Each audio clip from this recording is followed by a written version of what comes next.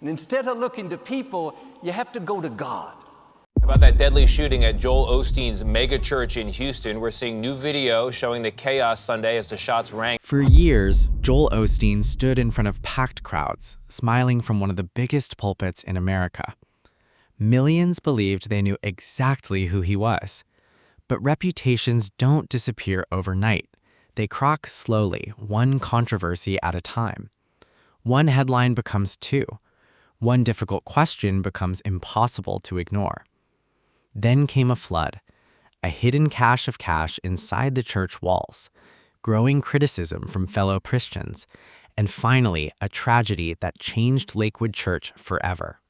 So why are so many people saying Joel Osteen's sentence is already final, even though no courtroom ever decided it? To understand that, we have to go back to the moment everything still seemed perfect, because that's where the story really begins. Long before Joel Osteen became one of the most recognized pastors in the world, few people inside Lakewood Church expected him to stand behind its pulpit.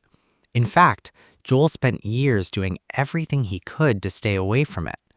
While John Osteen preached to growing crowds with confidence and energy, Joel worked quietly behind the scenes, producing television broadcasts that carried his father's sermons far beyond Houston. Cameras, editing rooms, and production schedules felt far more comfortable than standing in front of thousands of people. John Osteen saw something different. As Lakewood Church expanded throughout the 1980s and 1990s, he repeatedly encouraged his son to begin preaching, but Joel refused. He later admitted he didn't believe he had the personality, confidence, or calling to become a pastor.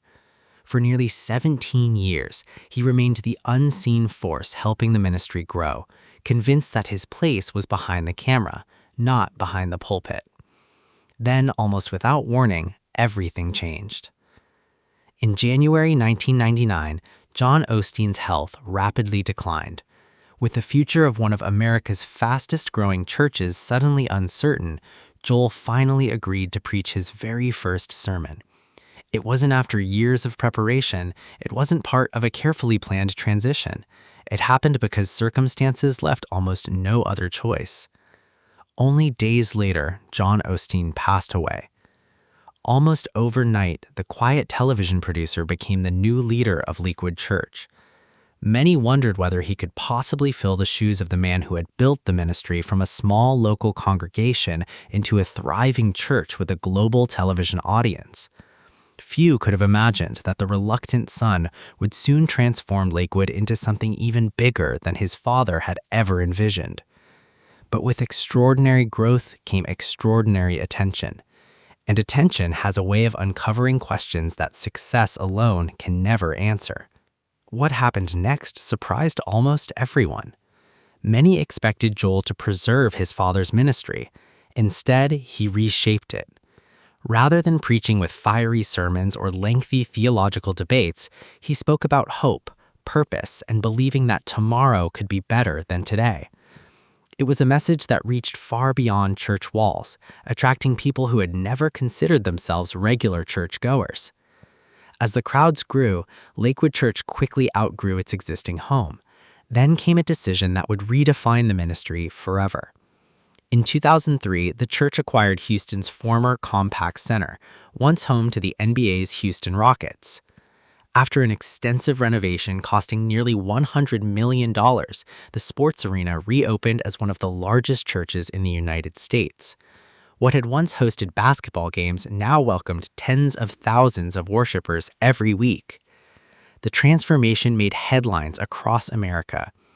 To supporters, it was evidence that the ministry was reaching more people than ever before. To critics, it symbolized something else entirely.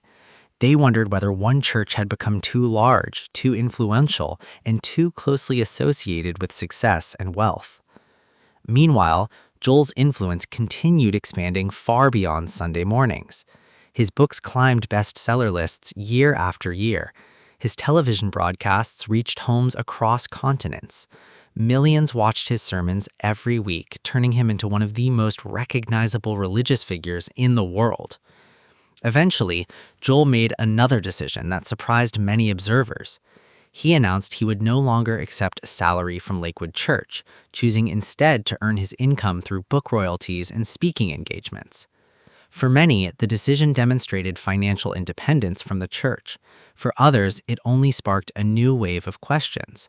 Because as Joel Osteen's popularity reached unprecedented heights, so did public curiosity about the fortune, influence, and image that surrounded America's smiling pastor. And before long, those questions would grow far louder than anyone expected. By the mid-2000s, Joel Osteen was no longer viewed as just a pastor. He had become a global brand. His books sold millions of copies. His television program reached homes across continents. Stadium-sized crowds filled Lakewood Church every week, while countless others watched online or on TV. To many families, his message of hope became part of their weekly routine. But with worldwide recognition came something that success always attracts: closer inspection. One of the biggest questions centered on money. In 2005, Joel announced that he would stop receiving a salary from Lakewood Church. Instead, he chose to support himself through book sales and speaking engagements. His supporters pointed to the decision as evidence that he wasn't living on church donations, yet it did little to quiet public debate. As estimates of his personal wealth circulated online and reports highlighted his multi-million-dollar home in Houston's River Oaks neighborhood, critics began asking whether the lifestyle reflected the example they expected from a pastor. The discussion soon expanded beyond wealth alone. Lakewood Church, like many religious organizations in the United States, was not required to publicly release detailed financial records. Supporters argued that the church met legal requirements and funded ministries, missions, and community outreach. Critics, however, believed greater transparency would strengthen public trust. The debate became less about numbers and more about accountability. Then another issue surfaced. Some of the strongest criticism no longer came from outside the church. It came from within Christianity itself. Several pastors and theologians questioned Joel's emphasis on blessing, success, and positive thinking. They argued that his sermons spoke often about victory, but less about suffering, repentance, or sacrifice. Joel consistently rejected being labeled a prosperity gospel preacher, explaining that his goal was simply to encourage people with biblical hope. Even so, the debate continued to grow. Then came a series of national television interviews that placed those questions before an audience far larger than his congregation. Suddenly, Joel Osteen wasn't just defending his message, he was defending the image that millions had come to know. For years, the criticism surrounding Joel Osteen had remained largely divided. His supporters defended him, his critics challenged him.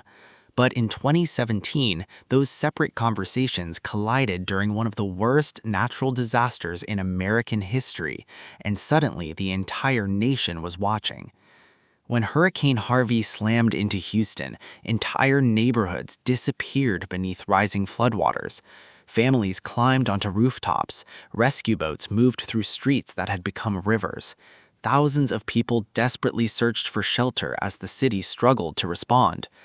Almost immediately, attention turned toward Lakewood Church. With room for more than 16,000 people inside its massive sanctuary, many assumed the church would become one of the city's largest emergency shelters. But as the flooding worsened, Lakewood announced that the campus could not immediately open because of flooding concerns around the property and safety issues affecting access. Then the internet pushed back. Photos and videos began spreading across social media, showing parts of the church that appeared dry. Within hours, one simple question exploded into a national debate. Why wasn't one of America's biggest churches already open? The criticism spread faster than the flood itself. Television networks picked up the story. Public figures joined the conversation. Online comparisons quickly emerged between Lakewood Church and Houston businessman Jim Mattress Mackingvale, who had immediately opened his furniture stores to families fleeing the disaster. To many, he became the face of immediate action, while Lakewood became the center of growing public frustration. As pressure mounted, Joel Osteen explained that the church had never refused to help and that safety concerns had shaped the initial response. Soon afterward, Lakewood opened its doors, providing shelter, distributing supplies, and supporting relief efforts across the city. For some people, that explanation was enough. For others, the damage to Joel Osteen's public image had already been done. And just when it seemed the storm had finally passed, an entirely different mystery would emerge from inside Lakewood Church itself, hidden not beneath floodwaters, but behind one of its own walls. By now, Joel Osteen's ministry had become one of the most closely watched churches in America. Every interview, every decision, and every headline seemed to spark another debate. But no one expected the next story to come from inside Lakewood Church itself, literally. In 2021, a plumber carrying out routine repairs made a discovery that quickly captured national attention. Hidden behind a wall near one of the church's restrooms was cash and checks stuffed into envelopes. The discovery sounded almost unbelievable, but investigators soon realized it appeared to be connected to a mystery that had puzzled the church for years. Back in 2014, Lakewood Church had reported that approximately $600,000 in cash and checks had vanished from a secure area. Despite a lengthy investigation, no arrests were made, and the missing money seemed to disappear without a trace. For 7 years, the case remained one of the church's biggest unanswered questions. Then, almost by accident, the hidden money resurfaced. Although investigators said the recovered cash appeared consistent with the original theft, many questions remained unanswered. How had the money ended up inside a wall? Who had hidden it there? And why had it gone undiscovered for so many years? Those questions fueled countless online theories, even though authorities never announced evidence of wrongdoing by any. Joel Osteen himself or church leadership. Still, the story reignited public curiosity about Lakewood's operations at a time when scrutiny was already high. At the same time, Joel continued appearing on national television, where another debate refused to disappear. Interviewers repeatedly asked him difficult questions about salvation, prosperity, and whether people outside Christianity could be saved. Rather than giving sharp theological answers, Joel often chose a softer, more cautious tone. Some viewers admired his humility. Others believed he avoided difficult truths. Even many Christian leaders remained divided over his approach. By then, the conversation surrounding Joel Osteen had grown far beyond one church, one sermon, or one controversy. His public image had become a constant battle between admiration and criticism. But nothing, not the debates, the interviews, or the headlines, could prepare Lakewood Church for what would happen on an ordinary Sunday morning in 2024. On the morning of February 11, 2024, Lakewood Church looked exactly as it had thousands of times before. Families filled the sanctuary. Volunteers greeted worshipers at the doors. Children walked beside their parents as one service ended and another prepared to begin. It was supposed to be another ordinary Sunday centered on faith and hope. Then, in a matter of seconds, everything changed. A woman entered the church carrying an AR-15 style rifle accompanied by her young son. Moments later, gunfire shattered the calm. Panic swept through one of America's largest churches. Parents rushed to shield their children. Worshippers dropped behind chairs or searched desperately for exits as confusion echoed through the building. A place that had always represented comfort suddenly became a scene of fear. The attack was stopped almost as quickly as it began. 2 off-duty law enforcement officers providing security inside Lakewood responded immediately, fatally shooting the attacker before even greater loss could occur. Their swift actions were widely credited with preventing what could have become one of the deadliest attacks ever carried out inside a church of that size. But the tragedy didn't end there. The shooter's 7-year-old son was critically wounded during the incident and rushed to the hospital with devastating injuries. Another church member was also injured but survived. As investigators examined the case, they revealed that the attacker had a documented history of serious mental illness, renewing national discussions about mental health, firearm access, and security inside places of worship. For perhaps the first time in his public ministry, Joel Osteen stood before television cameras with no words of optimism that could erase what had happened. The familiar smile was replaced by visible grief as he thanked first responders and asked people to pray for the victims. In that moment, the conversation surrounding Lakewood Church shifted. It was no longer about wealth, interviews, or public perception. It was about a community trying to heal after unimaginable trauma. Yet even after the headlines faded, one question refused to disappear. After years of controversy, criticism, and now tragedy, had Joel Osteen's ministry reached a point from which it could never fully recover?